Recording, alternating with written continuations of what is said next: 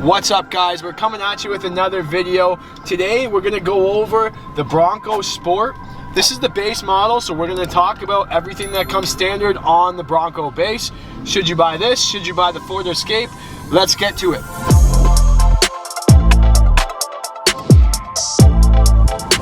Huge thanks to my friends at Ed Learn Ford for giving us this Bronco Sport to present to you today. This one is the base model. Like I said, it's got an MSRP of $32,199 or about $26,880 US.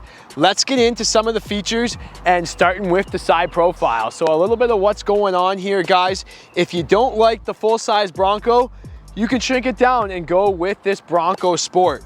You can see it's going to come with quite a bit of standard features, a few little plastic pieces as well. You get your blacked out plastic handles, mirrors, caps. You get your black roof rails as well, which is perfect if you're putting things right on the top. When we check out the rims, it's going to come down to these silver 17-inch aluminum alloy rims. Let's move on to the front. Checking out the front, look at all the different lines in the hood. Really adds to the sporty look. Again, we got a plastic front end, we got our active grille shutters here. This blacked out Bronco logo comes right across the front. It's gonna come with our LED headlamps and then those projectors. They are auto on off. And then you're gonna have about 7.3 inches of ground clearance if you need to go on the off-road. Talking about the power plan here, this one's going to come equipped with that 1.5 liter 3-cylinder EcoBoost engine. You're going to get the 4x4, 181 horsepower attached to an 8-speed automatic transmission. You got the electric power assisted steering. Fuel economy, you're going to be about 8.9 liters per every 100 kilometers combined, or 32 combined MPG. You're gonna get the Ford 360 Co-Pilot to give you a bunch of safety, and then you'll have that GOAT terrain management system. So that means it goes over any type of terrain. We're gonna look into that when we take it for a test drive. When you look at the back, it reminds me almost of those Land Rovers, a little mini Land Rover. You get the top antenna there. You also have two ways to access the trunk here. So if you need to get something quick, you can just open up the glass and grab your water bottle, whatever you need. If you're putting those big items in, you can open the whole hatch and open the back. In the back, this is why you'd go with this Bronco Sport over the Escape. You have a huge opening to put stuff in. This is one of the benefits of this Bronco. You have some cargo lighting in the back as well, and then you can fold the seats down. We have that 60-40 split. I don't like the back hump if you're sliding things in and out, but that's okay. You got lots of space in here. When you're entering the back, it's a little tight back here, I gotta be honest. I do like the dual tone sport cloth that continues into the rear, but very, very tight. You can see these cars are accustomed to how we're driving.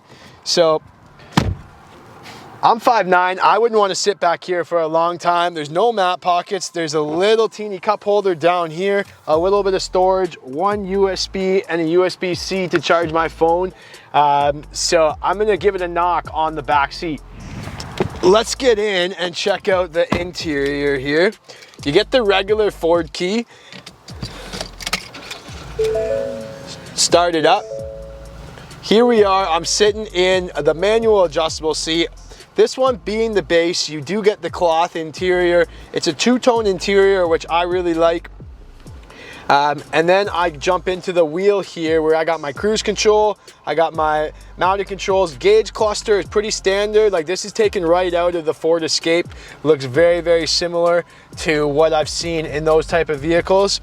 And then you have the dial here. This is, I'm gonna take another knock, take a point off the vehicle with this dial. It's not comfortable when you're driving. There's nowhere to like put your hand while you're driving with the dial.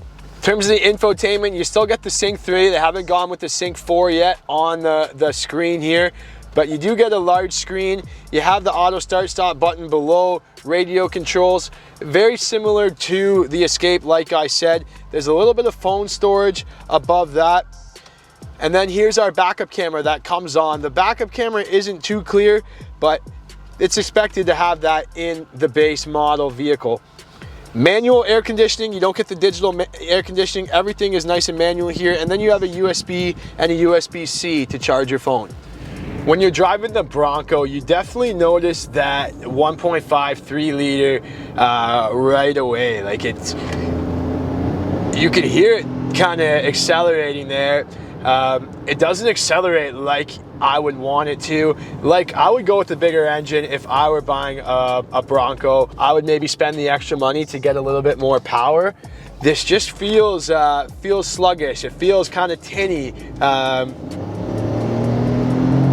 Hopefully you can hear what's going on here, but that's basically pedal to the floor and we're hardly going up. Maybe I've just been blessed with all the fast cars that I've been driving, but besides that, like, everything seems okay in terms of like viewing angles, looking around. Parking is very easy. That's one thing that's very easy with the Bronco.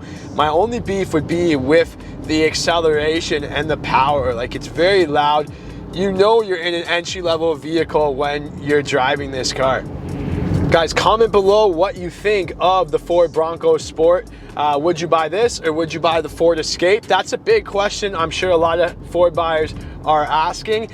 And as always, subscribe to my channel if you're new here. We're gonna be unlocking vehicles like this on a weekly basis, so make sure you hit that subscribe button. Follow me on Instagram, follow me on TikTok and all the social media, Facebook. Have a great day.